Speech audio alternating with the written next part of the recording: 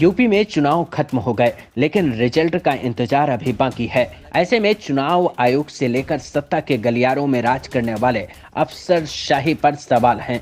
ऐसा क्या हो गया कि कहीं ईवीएम मिल रही है तो कहीं बैलेट पेपर मिल रहे हैं और इन सब पर जवाब देने वाला कोई नहीं है। ऐसे में अखिलेश यादव ने सरकार और चुनाव आयोग के खिलाफ सियासी धावा बोल दिया। उन्होंने पूछा कि चुनाव आयोग बताए कि ऐसी क्या मजबूरी है जो बिना किसी को लूप में लिए हुए एक अधिकारी मनमाने ढंग से फैसले ले रहा है। कम से कम इलेक्शन कमीशन को ये देखना चाहिए, खुलेआम जनता देख रही है, आज के जमाने में लाइव है कि किस तरीके से ईवीएम्स को ले आया जा रहा था। चुनाव आयोग को सबसे पहले जिलाधिकारी बनारस पे कार्रवाई करनी चाहिए कि आखिरकार उसने किसी को कॉन्फिडेंस में क्यों नहीं लिया। अगर मशीनें जा रही थी तो प्रत्याशियों को क्यों नहीं बताया गया, पॉलिटिकल पार्टीज को क्यों नहीं जानकारी दी गई। अगर ये गाइडलाइन में है कि नहीं है इलेक्शन कमीशन के। वैसे कौन जीतेगा कौन हारेगा ये तो जनता का फैसला होगा, लेकिन जनता के फैसले को पलटने की अगर कोशिश की जा रही है तो फिर ईमानदार इलेक्शन कमीशन की ईमानदारी पर सवाल तो उठेंगे। वो भी तब जब बरेली में कूड़े की गाड़ी से बैलेट वोट और मुहर मिले, बनारस में एक ट्रक में ईवीएम मिले जबकि 2 ट्रक मौके से भागने में कामयाब रहे। सोनभद्र में एसडीएम की गाड़ी से एक बॉक्स मिला जिसमें 400 घोरावल और कुल मत पत्र 11,900 लिखा हुआ एक बॉक्स मिला। सुल्तानपुर में डीसीएम में ईवीएम मिली। ऐसे में चुनाव आयोग को बताना चाहिए कि 10 तारीख को जो रिजल्ट आने हैं उससे पहले इन तस्वीरों के सामने आने का क्या सच है। क्या सत्ताधारी पार्टी के साथ चुनाव आयोग और अधिकारी मिलकर जनता के फैसले को बदलने की कोशिश कर रहे हैं? मुख्यमंत्री के प्रमुख सचिव डीएम्स को फोन कर रहे हैं कि जहां बीजेपी हारे वहां पर काउंटिंग स्लो होनी चाहिए। अगर ये सब कुछ सही है तो फिर चुनाव आयोग कौन सी विश्वसनीयता की बात करता है? अगर ऐसा ही करना था तो फिर चुनाव कराने का तमाशा करने की जरूरत क्यों थी?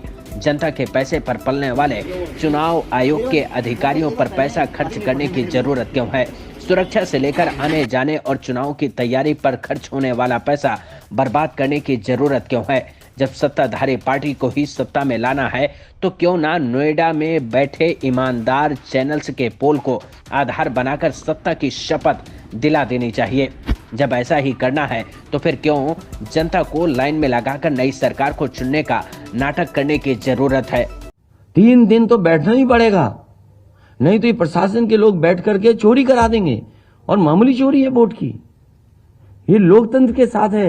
वैसे इन आरोपों के बाद बनारस के डीएम साहब ने सफाई दी है। उन्होंने बताया कि ट्रेनिंग के लिए ईवीएम को ले जाया जा रहा था।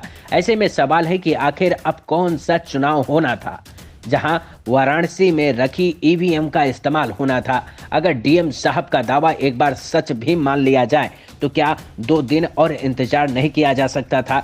इस तरह की कंट्रोवर्सी क्रिएट करने की जरूरत क्यों थी जिस पर इतनी सफाई देनी पड़ रही है? ये ईवीएम और वो ईवीएम आपस में बिल्कुल भी कनेक्टेड नहीं है। ये सारी चीज़ स्पष्ट की जा रही है। यहाँ पे कुछ लोगों का आरोप है कि कुछ अधिकारियों ने सख्ती की, तो उसकी भी हम जांच करवा लेते हैं कि कोई सख्ती की बात हुई भी नहीं हुई। हालांकि यहाँ पे सारे लोग इकट्ठे हैं और बातचीत है। अब सारे प्रत्याशियों को बुलाए गए हैं और सारी जो मशीनें इलेक्शन के दिन गई थी जिनमें पोलिंग हुई है उस सब की लिस्ट उनको जो मेल से भेजी गई, आज दोबारा हार्ड कॉपी दी जा रही है। जो ये 20 मशीनें हैं ये अभी अलग ही हैं उस गाड़ी पे, उनके सारे नंबर उनके साथ मैच करवा के दिखा दिए जा रहे हैं। सोचिए, जिस अधिकारी को ये बताना पड़े कि जो ईवीएम ट्रक में मिली दरअसल वो ईवीएम ट्रेनिंग के लिए ले जाई जा रही थी, तो फिर सवाल है कि इसके लिए क्या इलेक्शन कमीशन को जानकारी दी गई थी? अगर हाँ तो फिर इलेक्शन कमीशन अब तक अखिलेश यादव के आरोपों के जवाब देने सामने क्यों नहीं आया?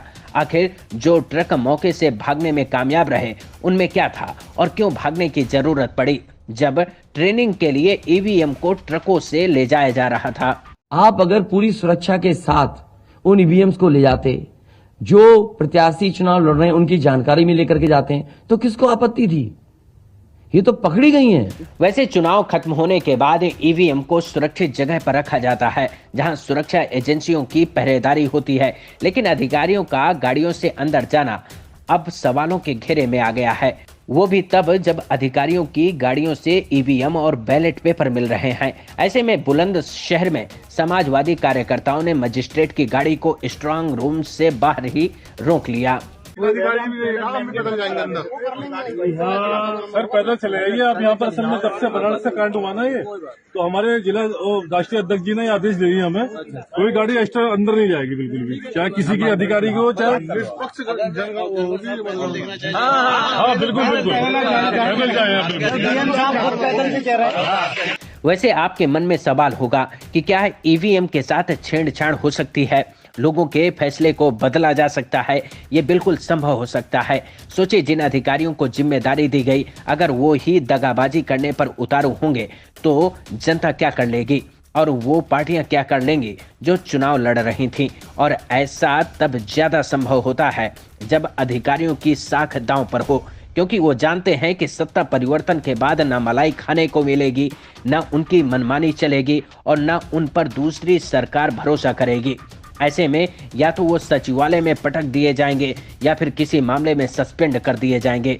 इस डर से वो अधिकारी सत्ताधारी पार्टी को फिर से सत्ता में लाने के लिए पूरा दमखम लगा देते हैं। Bureau report, watch news. Subscribe to our YouTube channel and press the bell icon to get the latest update.